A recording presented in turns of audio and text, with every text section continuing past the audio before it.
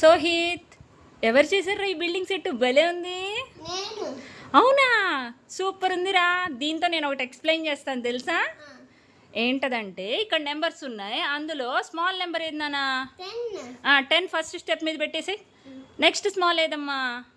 23. Correct. Next step మీద పెట్టేసి. Next small ఏదమ్మా? 35. కరెక్ట్. నెక్స్ట్ స్మాల్ ఏది నానా? 43. కరెక్ట్. నెక్స్ట్ స్మాల్ ఏది? 51.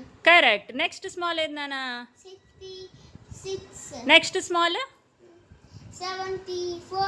ఈ అరేంజ్మెంట్ ఏంటంటే స్మాల్ టు బిగ్ అరేంజ్ చేసావు, కరెక్టేనా?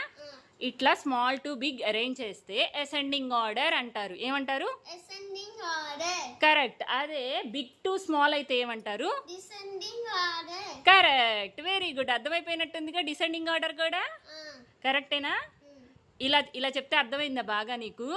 ఇవన్నీ రివర్స్ చేయాలి. డిసెండింగ్ ఆర్డర్ అంటే అంతే. అసెండింగ్ ఆర్డర్ డిసెండింగ్ ఆర్డర్ ఆపోజిట్లో ఉంటుంది. ఇలా చెప్పండి ఫ్రెండ్స్, మీ పిల్లలందరికీ ఖచ్చితంగా బాగా అర్థమవుతుంది.